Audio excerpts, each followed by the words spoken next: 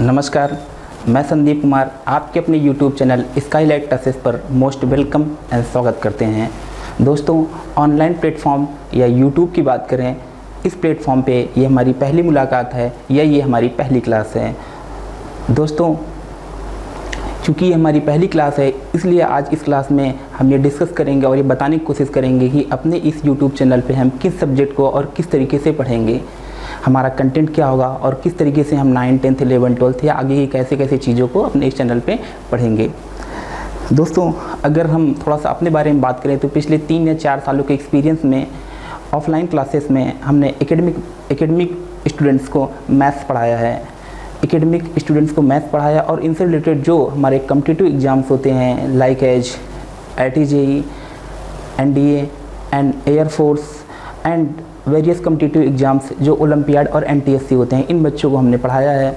और इन बच्चों को पढ़ाने से कहीं ना कहीं हमें जो एक्सपीरियंस मिला है, जो कुछ इनसे रिलेटेड जो हमको प्रॉब्लम्स फेस हुई है ऑफलाइन क्लासेस में, कई बार कई गार्जियंस और स्टूडेंट्स जो कि अच्छा पढ़ना चाहते हैं, उन लोगों ने हमसे कुछ प्रॉब्लम शेयर किए हैं। प्रॉब्लम्स इन द रिगार्डिंग कि बहुत सारे ऐसे बच्चे होते हैं जो अच्छा पढ़ना चाहते हैं बट किसी न किसी तरीके से, क्योंकि हो सकता है कि वो उनकी बोर्ड की वजह से प्रॉब्लम्स हो, क्योंकि बोर्ड्स का बहुत ज़्यादा इशू रहता है। अगर हम बात करें 9th 10th and 11th 12th जो कि हमारे फाउंडेशन ईयर माने जाते हैं या हमारे बेसिक ईयर माने जाते हैं, क्योंकि इन्हीं टाइम में हम जो चीज़ों को पढ़ते हैं आगे इन्हीं चीज़ों को एक डिटेल सिलेबस के रूप में पढ़ते हैं जब हम अपने ग्रेजुएशन में करने जाते हैं। तो डिफरेंट बोर्ड्स का डिफरेंट सिलेबस है। अगर हम बात करें स्टेट बोर्ड की, तो स्टेट बोर्ड्स ने आजकल ज़रूर CBSE या NCERT को अपना लिया है, बट कहीं ना कहीं उनके सिलेबस में कुछ ना कुछ डिफरेंसेस हैं। और अगर बात करें ICSE बोर्ड की, तो उनके सिलेबस के अंदर बहुत सारी एक्स्ट्रा चीज़ें हैं और कहीं ना कहीं से वो इस सिलेबस को पढ़ते हैं अपने पूरे ईयर में। तो कहीं ना कहीं एक स्टेट बोर्ड, CBSE बोर्ड और ICSE बोर्ड और different coachings, different atmosphere, different faeces की होने की वजह से बच्चों में एक अनइक्वलिटी से आ जाती है। या ये कहें तो अगर हम किसी कॉम्पिटिटिव एग्जाम्स को देते हैं, क्योंकि बोर्ड्स में तो बहुत ज़्यादा प्रॉब्लम नहीं होती है, जब बोर्ड्स के बाद हम किसी कॉम्पिटिटिव एग्जाम्स को देते हैं लाइक एज IIT JEE या वेरियस कॉम्पिटिटिव एग्जाम्स जो स्टेट इंजीनियरिंग एग्जाम्स होते हैं या ओलंपियाड वगैरह की बात करें, तो यहाँ एक बहुत बड़ा ये डिफरेंस क्रिएट कर देता है।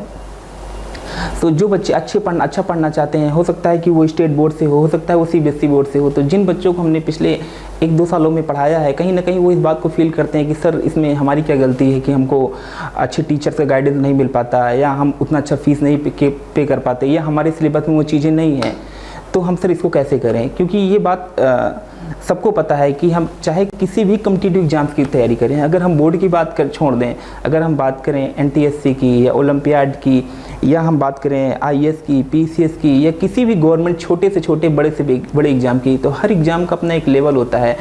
और उस एग्ज़ाम में जो चीज़ें आती हैं, जिस लेवल का वो एग्ज़ाम है, वो चीज़ें हमको आनी चाहिए, क्योंकि जब तक हम उन चीज़ों को नहीं पढ़ेंगे तब तक हम उसमें फ़ाइट नहीं कर पाएंगे या उसको कम्पीट नहीं कर पाएंगे।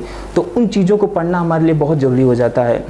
जैसे जो आज का सिनेरियो है, अगर हम बात करें एक एग्जांपल के तौर पे IIT JEE, तो IIT JEE का जो सिलेबस है, अगर जब तक हम उसके लेवल में जाके उन चीज़ों को स्टडी नहीं करेंगे तब तक हम सिलेक्शन नहीं पा पाएंगे। और कहीं ना कहीं ये जो हम बात कर रहे हैं 9th 10th 11th 12th ये डिफरेंट बोर्ड्स और सिलेबस की वजह से बच्चों में एक मिसमैच आ जाता है। तो कहीं ना कहीं 11th और 12th के लेवल पर तो इस चीज़ को भर लिया जाता है, क्योंकि बहुत सारे कोचिंग्स हैं जो कि डिफरेंट बोर्ड्स के नाम से कोचिंग नहीं चलाते हैं, वो 11th 12th के लिए कोचिंग चलाते हैं, बट 9th 10th पे ऐसा नहीं होता। 9th 10th पे जो हमने देखा है कि एक अलग बोर्ड की अलग अलग क्लासेस की अलग अलग कोचिंग चलती है और अलग अलग सिलेबस के साथ चलती हैं, जो बहुत एक बच्चों में अनइक्वलिटी से आ जाती है और कहीं ना कहीं उनका फाउंडेशन या बेस थोड़ा सा वीक हो जाता है। और बाद में जब वो जाते हैं 11th और 12th में पढ़ते हैं, तो कहीं ना कहीं वो इस चीज़ को महसूस करते हैं कि अपने ही क्लास के दूसरे बच्चों को देखते हैं जब वो कंबाइन पढ़ रहे होते हैं कि वो बच्चा थोड़ा सा उस बच्चे ने थोड़ा सा ICSE बोर्ड से पढ़ा है, उसने ज़्यादा सिलेबस को पढ़ा है, उसकी कैलकुलेशन थोड़ा सा स्ट्रांग है, तो ये बच्चों में थोड़ा सा आपस में देखा जाता है। तो बहुत से ऐसे कम बच्चे हैं जो इस चीज़ को ओवरटेक कर पाते हैं, और बहुत सारे ऐसे बच्चे हैं जो अपने आप को ये समझते हैं कि काश हमें भी अपॉर्चुनिटी उस टाइम में मिला होता है, या कोई एक अच्छा टीचर मिला होता है जो हमको गाइड कर पाता है, ये हमको इन चीज़ों के बारे में बता पाता, तो हम भी शायद आज और बेहतर कर पा रहे होते हैं।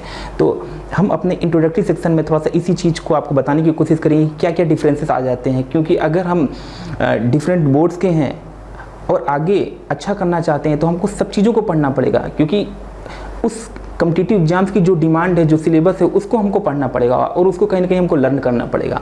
जब तक हम वो करेंगे नहीं तब तक हम आगे कुछ कॉम्पिटिटिव एग्जाम्स में बेहतर फाइट नहीं कर पाएंगे।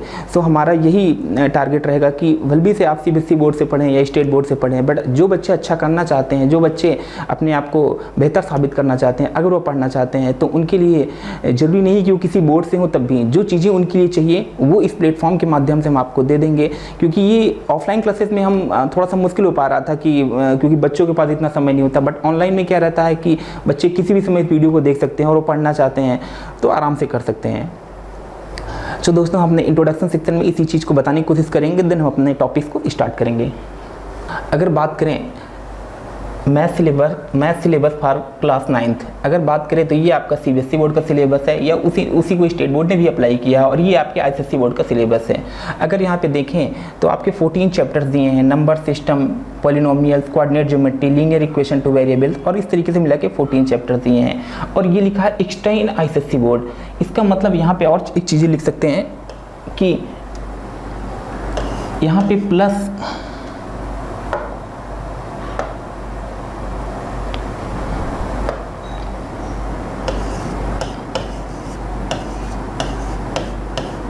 सीबीएसई, ये आईसीएसई बोर्ड का सिलेबस लिखा हो, तो जो सीबीएसई के सिलेबस में है वो तो आईसीएसई में है ही है, और कुछ इन्होंने एक्स्ट्रा सिलेबस रखा है। और कहीं ना कहीं अगर हमें देखें तो log, inequalities, polygons, simultaneous equations, कहीं ना कहीं ये सब हमारे बेसिक चीज़ें होती हैं जिन चीज़ों को हमको पढ़ना चाहिए, बट सीबीएसई में चीज़ें नहीं हैं, बट ये चीज़ें आईसीएसई में हैं। और डेफिनेटली अगर कोई आईसीएसई बोर्ड का बच्चा इन चीज़ों को पढ़ेगा तो वो बेहतर परफॉर्मेंस दे पाएगा। अगर वो इन चीज़ों को पढ़ता है, सीबीएसई बोर्ड का बच्चा इन चीज़ों को नहीं पढ़ता है या स्टेट बोर्ड का बच्चा इन चीज़ों को नहीं पढ़ता है तो एक बड़ा डिफरेंस क्रिएट हो जाएगा। अगर कोई बच्चा अपने बेस को अच्छा करना चाहता है तो डेफिनेटली उसको इन दोनों चीज़ों को अच्छी तरीके से पढ़ना पड़ेगा। इन दोनों टॉपिक्स के अलावा हमने कुछ और टॉपिक्स को लिस्टेड किया है जो कि एक बच्चे को कॉम्पिटिटिव एग्जाम्स के लिए पढ़ना बहुत ज़रूरी रहता है। अगर हम बात करें, ये ऐसे टॉपिक्स हैं जो कि हम वेरियस कॉम्पिटिटिव एग्जाम्स देते हैं या जो वेरियस गवर्नमेंट की स्कॉलरशिप्स होती हैं जो कि सरकार के द्वारा प्रोवाइड की जाती हैं या ओलंपियाड वगैरह को देना चाहते हैं, तो कहीं ना कहीं ये हमारे सिलेबस बहुत ज़्यादा इंपॉर्टेंट हो जाते हैं, जो कि ना कि हमारे सीबीएसई बोर्ड कवर करते हैं ना तो हमारे आईसीएसई बोर्ड कवर करते हैं। तो जब हम अपने टॉपिक्स को पढ़ाएंगे तो कहीं ना कहीं इन टॉपिक्स को पढ़ाएंगे और इन टॉपिक्स का हम आपको इंपॉर्टेंट बता देते हैं। जैसा कि हम जानते हैं कि जब हम 10th का अपना बोर्ड एग्जाम देते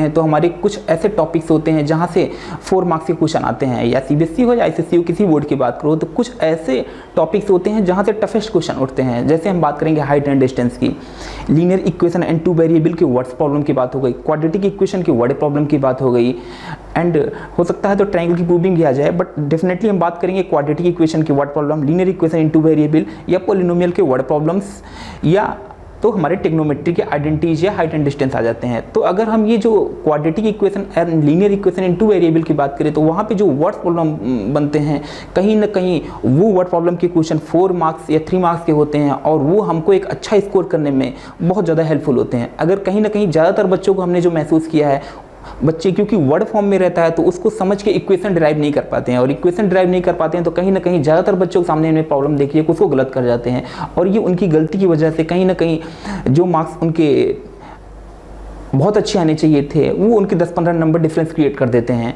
जितने क्वेश्चन गलत होते हैं उसी के अकॉर्डिंग में। तो कहीं ना कहीं अगर जब तक हम ये percentage, profit and loss, partnership, discount, simple interest, इन चीज़ों की भी एक बेसिक डिफ मालूम नहीं होगी, क्योंकि अगर आप वर्ड प्रॉब्लम की बात करें, चाहे वो जिन चैप्टर्स का हमने नाम लिया, चाहे एज की प्रॉब्लम हो, चाहे नंबर की प्रॉब्लम हो, चाहे टाइम एंड डिस्टेंस की प्रॉब्लम हो, चाहे परसेंटेज की प्रॉब्लम हो, चाहे सिंपल इंटरेस्ट की प्रॉब्लम हो, जब तक हमको इन टॉपिक का डेप्थ नॉलेज नहीं होगा तब तक कहीं ना कहीं उन प्रॉब्लम्स की वर्डिंग को हम बहुत अच्छी तरीके से नहीं समझ पाएंगे। जब वर्डिंग को अच्छी तरीके से समझ नहीं पाएंगे तो इक्वेशन को हम डिराइव नहीं कर पाएंगे। इसलिए हमको ज़्यादा नहीं पढ़ना है, सिर्फ इसके 2-2, 3-3 फॉर्मूले पढ़ने हैं और इसकी एक बेसिक जो नॉलेज होती है वो हमको एक्सेप्ट करना है, वो हमको पढ़ना है, और उसके बाद हम सब पे 10-15 एक क्वेश्चन लगवा देंगे और आपको 10-15 क्वेश्चन की एक पीडीएफ प्रोवाइड करा देंगे जो आप सॉल्व कर लेंगे तो आपका डेफिनेटली ये चैप्टर्स अच्छे हो जाएंगे। जिस तरीके से हमने 9th में दिखाया कि आईसीएसई बोर्ड ने सिलेबस को ज़्यादा रखा है और सीबीएसई बोर्ड में बहुत सारे ऐसे टॉपिक्स हैं जो नहीं हैं, उसी तरीके से हमने लिस्टिंग की है क्लास 10th के लिए भी।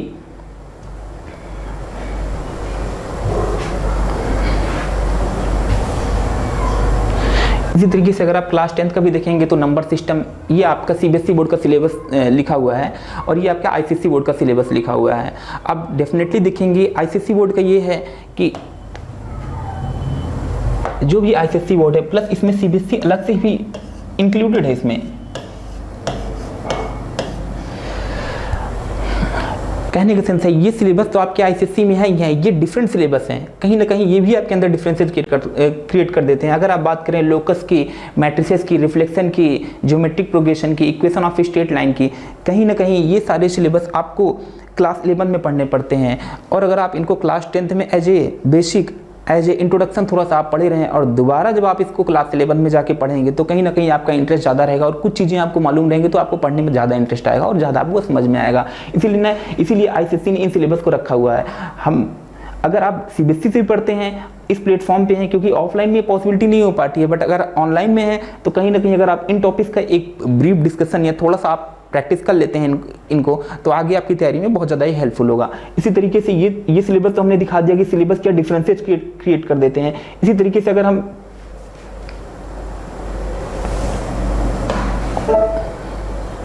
इसी तरीके से बात करें तो क्या हमको और पढ़ना चाहिए। आपको पता है set, relation, function, limits, permutation and combination, partial fraction, logarithmic, ये आपके 4-5 टॉपिक हमने और लिस्टेड किया है। इसी तरीके से हमने क्लास 9th में 8 से 9 टॉपिक लिस्टेड किया था, क्लास 10th में भी हमने 5 टॉपिक लिस्टेड किया है। अगर हम बात करें तो एक हमको अपने बेस को मजबूत करने के लिए कि हमारा बेस अच्छा रहे ताकि हम आगे की चीज़ों को अगर खुद से भी पढ़ना चाहें मैथमेटिक्स को तो बहुत हमको हेल्पफुल हो, या कोई भी अगर टीचर से हम पढ़े तो बहुत जल्दी हम ग्रैप्स अप कर लें या बहुत जल्दी हमको समझ में आ जाए। और कहीं ना कहीं अगर हम कॉम्पिटिटिव एग्जाम्स देते हैं, अगर एनटीएससी की बात करते हैं तो ये जो हमने टॉपिक 14 क्लास 9th और 10th के अंदर में रखे हुए हैं, कहीं ना कहीं रीजनिंग ओलंपियाड के अंदर इसमें के बहुत सारे टॉपिक्स आपको मैच कर जाएंगे। अगर आप एनटीएससी देना चाहते हैं या ओलंपियाड लेवल का देना चाहते हैं तो कहीं ना कहीं परमुटेशन एंड कॉम्बिनेशन के क्वेश्चन आपको क्लास 10th में ही मिल जाते हैं। थोड़ा सा पार्शियल फ्रैक्शन की आपको समझ होनी चाहिए। और लॉग बहुत इंपॉर्टेंट है क्योंकि सीबीएसई बोर्ड के बच्चे क्लास 9, 10th, 11, 12 ऐसे बहुत से टॉपिक हैं जिन टॉपिक्स को नहीं पढ़ते हैं बट उसकी हमको बहुत ज़्यादा नीड होती है। अगर हम इन टॉपिक्स को पढ़ लेते हैं जो भी हमने क्लास 9th एंड 10th के सिलेबस में रखा हुआ है तो डेफिनेटली आपका बेस भी अच्छा हो जाएगा और आपका जो कहते हैं फाउंडेशन बहुत अच्छा तैयार हो जाएगा। इसके बाद अगर आप 11th में एक अच्छे टीचर के गाइडेंस में पढ़ते हैं तो डेफिनेटली आप बहुत अच्छा परफॉर्म कर पाएंगे और जिस भी एग्जाम के लिए आप तैयारी करना चाहते हैं उसमें आप ज़्यादा बेहतर तरीके से फाइट कर पाएंगे। दोस्तों ये तो हमने दिखाया क्या क्या डिफरेंसेस है। इसी तरीके से 11th और 12th में क्योंकि जितनी भी कोचिंग्स चलती हैं जो बच्चे कहीं ना कहीं पढ़ रहे होते हैं उनमें बहुत ज़्यादा गैप्स नहीं होता है कि डिफरेंट बोर्ड्स की डिफरेंट कोचिंग्स रहती हैं, उसमें सब कॉमन के रूप में ही पढ़ाया जाता है तो वहाँ बहुत ज़्यादा डिफरेंसेस नहीं है और बहुत सारे अच्छे टीचर्स हैं जो वहाँ पे लगातार काम करते रहते हैं तो वहाँ बहुत दिक्कत नहीं है। बट जो भी दिक्कतें होंगी हम जब ये इसमें का 1-2 टॉपिक पढ़ चुके होंगे तो हम क्लास 11, 12 के लिए ऐसी ही चीज़ें ला के दिखाएंगे आपको और वहाँ पर भी हम क्लासेस आपकी स्टार्ट करेंगे।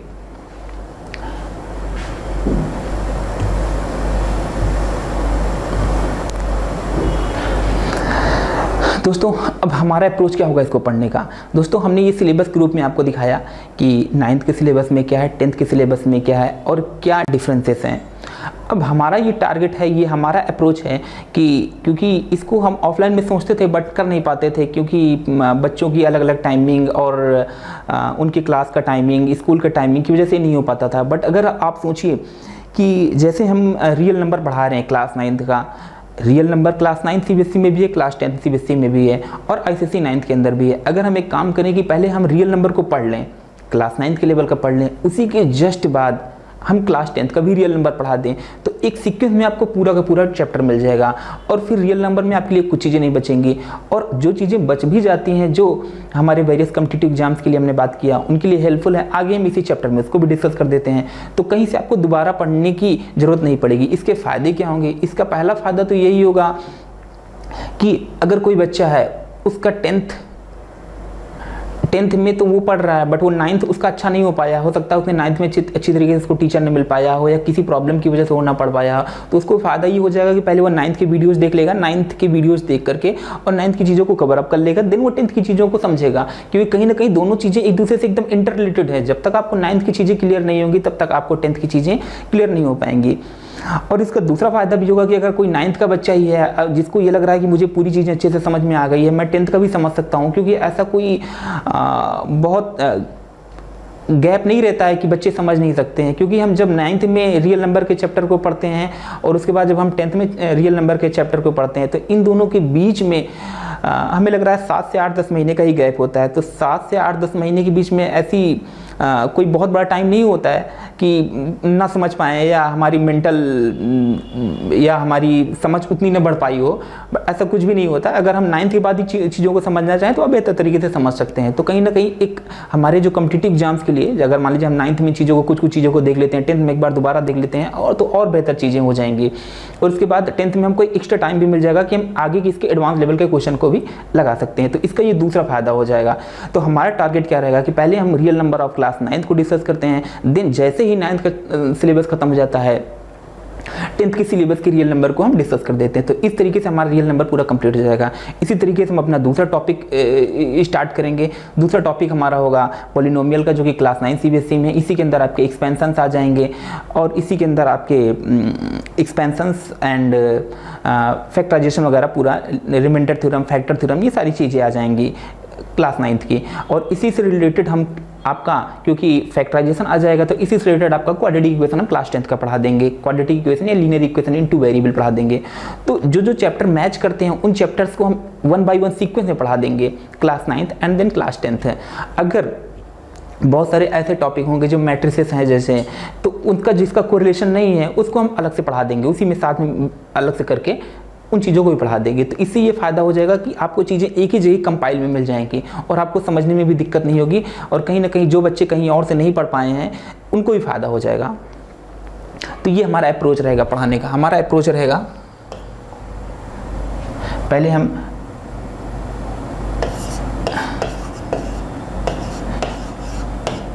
क्लास 9th का पढ़ेंगे, देन क्लास 10th का एज ए कंबाइंड।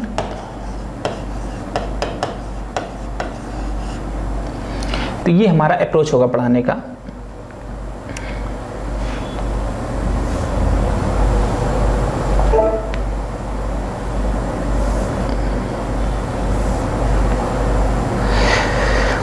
दोस्तों, बुक्स एंड स्टडी मटेरियल्स, क्योंकि ज़्यादातर बच्चे जब बच्चों को पढ़ाते हैं तो कहीं ना कहीं वो बोलते हैं कि सर कौन सी बुक्स को फॉलो किया जाए। तो डेफिनेटली बुक का एक बहुत बड़ा रोल होता है, बुक का एंड टीचर का एंड इन्वायरमेंट का, इन तीनों का बहुत बड़ा रोल रहता है। बट कहीं ना कहीं बुक का तो एक अपना ही सबसे बड़ा इंपॉर्टेंट रोल है। अगर हम बात करें 9th-10th की और 11th-12th की बात करें, तो अगर हम बोर्ड्स में अच्छा नंबर लाना चाहते हैं,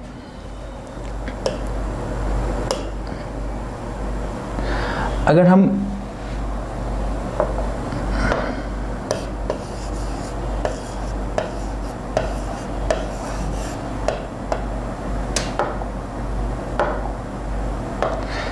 बोर्ड में अच्छा नंबर लाना चाहते हैं तो कहीं ना कहीं हम RS अग्रवाल,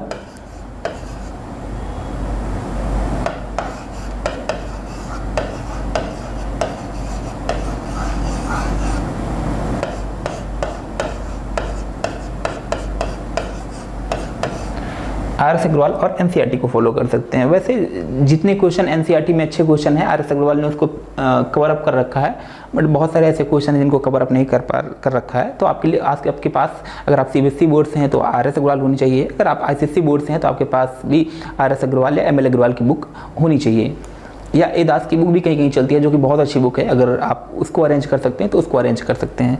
उसी तरीके से अगर बोर्ड के साथ साथ प्लस में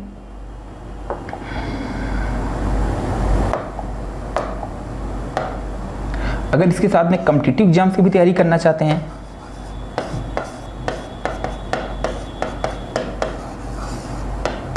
कॉम्पिटिटिव एग्जाम्स की भी तैयारी करना चाहते हैं, तो आपके पास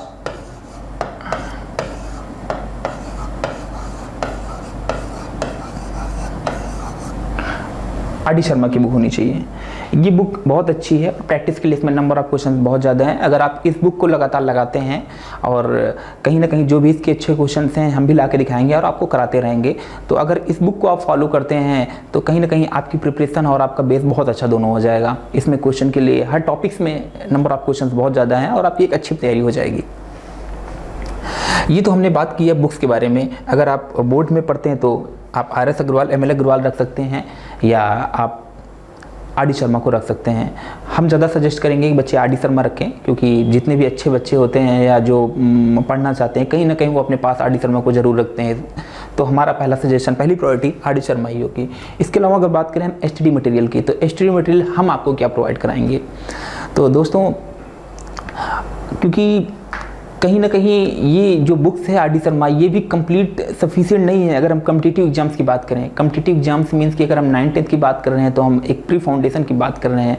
प्री फाउंडेशन की बात कर रहे हैं तो ये बुक्स कंप्लीट नहीं है, हमको कुछ और भी करना पड़ेगा। अगर हम ओलंपियाड को देना चाहते हैं, NTSC में अच्छा करना चाहते हैं या और बहुत अच्छा करना चाहते हैं, तो हमको कुछ और भी स्टडी मटेरियल एक्स्ट्रा चाहिए होगा। उसके लिए हमने कुछ मटेरियल तैयार करवाया है जो कि आपके वेरियस कम्पिटिटिव एग्जाम को डायरेक्ट हिट करेगा और कहीं ना कहीं आपको प्रैक्टिस के लिए बहुत ज़्यादा वो हेल्पफुल करेगा। तो एक हमने क्लास 9th के लिए ओलंपियाड की बुक बनवाई है, क्लास 10th के लिए हमने ओलंपियाड की बुक बनवाई है। बुक हम आपको दिखा देते हैं और वो उस बुक का हम आपको टेलीग्राम पे लिंक दे देंगे या बुक हम आपको बता देंगे, वहाँ से आप वो डाउनलोड कर सकते हैं। और उसमें बहुत अच्छी बात ये है कि टॉपिक वाइज है वो, जैसे जैसे आप टॉपिक को ख़त्म करते हैं वैसे वैसे आप उसमें प्रैक्टिस कर सकते हैं। पहला उसमें रियल नंबर का है, रियल नंबर के बाद नेक्स्ट टॉपिक क्लास 9th की भी है, क्लास 10th की भी है। तो अगर आप बोर्ड तक करना चाहते हैं तो ये जो बुक्स हमने बता दी, इन बुक्स को आप फॉलो करो। इसके अलावा अगर आप और तैयारी करना चाहते हैं, आपको लगता है कि नहीं इसमें कंटेंट या लेवल ऑफ क्वेश्चन और कम है, तो हम एक डिफिकल्ट लेवल आपको प्रोवाइड कराएंगे।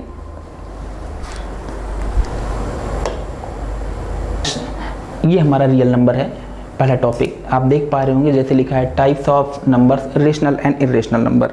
Types of number, rational and irrational number पे रिलेटेड जो भी हमारे ऑब्जेक्टिव क्वेश्चन बन सकते हैं वो आपको दिखाया गया। दूसरा properties of rational and irrational number, क्योंकि पहले ही हम अपने टॉपिक में जिन पढ़ाएंगे रेशनल एंड इरेशनल नंबर, तो उससे रिलेटेड हमारे जो भी ऑब्जेक्टिव क्वेश्चन बन सकते हैं वो आप प्रैक्टिस कर सकते हैं। इसके बाद ये टॉपिक खत्म होने के बाद एक्सपोनेंट्स कि जो भी क्वेश्चन बन सकते हैं वो आपको दिए गए हैं। और कहीं ना कहीं आप क्वेश्चन का लेवल देख पा रहे होंगे, बहुत अच्छा लेवल है। अगर आप अच्छी तरीके से तैयारी कर पाएंगे तभी इन क्वेश्चन को आप टारगेट कर पाएंगे। आपका चौथा टॉपिक दिख रहा है रेशनलाइजेशन का। रेशनलाइजेशन के बाद आपको दिख रहा है, यहीं से टॉपिक खत्म होता है और प्रैक्टिस के लिए लगभग इस टॉपिक में आपको 100 के आसपास क्वेश्चन मिल जाएंगे। और क्योंकि जिस तरीके से जिस सीक्वेंस में हम चैप्टर्स को पढ़ाएंगे, जैसे वो टॉपिक खत्म होता है आप जाके बुक्स को डाउनलोड करके उसका एक प्रिंट निकाल सकते हैं। उसको 100 या 150 पेज की है और आप इसको प्रैक्टिस कर सकते हैं। प्रैक्टिस करने के बाद जहाँ आपको प्रॉब्लम आ सकती हैं उसके लिए हम आपकी हेल्प करने के लिए हमेशा तैयार हैं। दूसरा एक बात हम और बात करेंगे, इसी की जस्ट बाद हमने एक अपना सेक्शन रखा है सेल्फ एवेल्यूएशन सेक्शन। ये क्वेश्चन डेफिनेटली बहुत अच्छे हैं और ये पूरी तरीके से आपके ओलंपियाड, NTSC और मैट को हिट करते हैं। तो अगर आप इन क्वेश्चंस को प्रैक्टिस करते हैं तो आपको बहुत ज़्यादा हेल्प होगी और आप अपनी तैयारियों को आकलन भी कर पाएंगे कि जो कुछ भी हमने पढ़ा है हम अपनी तैयारी को किस तरीके से देख पा रहे हैं। तो ये हर टॉपिक में हमने रखे हैं और कहीं ना कहीं ये हमने एक 25 क्वेश्चन का सेट रखा हुआ है। तो ये हर टॉपिक में 25 ही फिक्स हैं, इसमें कुछ कम या ज़्यादा नहीं है। तो 25 क्वेश्चन के थ्रू आप अपनी आपकी इस चैप्टर की तैयारी को देख सकते हैं कि हमारी जो कम्पिटिटिव एग्जाम्स लेवल, हम बोर्ड की बात नहीं कर रहे हैं क्योंकि इसमें जो लेवल रखा हुआ कहीं ना कहीं वो कम्पिटिटिव एग्जाम्स हमने बात किया ओलंपियाड और NTSC के लेवल का ही सारे क्वेश्चन रखे हुए हैं। तो अगर आप इन क्वेश्चन को सॉल्व कर पाते हैं तो आपकी तैयारी बेहतर है। तो और इसके लिए हमने क्या किया है कि ये हमने 25 क्वेश्चन का एक सेट रखा है। 25 क्वेश्चन के बाद हमने आपको ऑप्शन दिया है कि आप क्वेश्चन लगाने के बाद इसमें आप ऑप्शन फिलअप कर सकते हैं अपने 25 ऑप्शन फिलअप करने के बाद आप जाके पीछे आंसर देख सकते हैं और आंसर देखने के बाद आप यहाँ पे अपने आप को आप इवेल्यूएट कर सकते हैं। सेम इसी तरीके से हमारा दूसरा टॉपिक शुरू हो जाएगा पॉलिनोमियल्स का। पॉलिनोमियल से हमको टॉपिक वाइज आपको ऑब्जेक्टिव क्वेश्चन आपको देख पा रहे होंगे सब मिल जाएंगे। इसके बाद आपको इसमें भी आपको सेल्फ इवेल्यूएशन सेक्शन मिल जाएगा। इस तरीके से ये क्लास 9th की बुक है। इसी तरीके से हमने क्लास 10th के लिए भी बुक डिराइव करवा रखी है।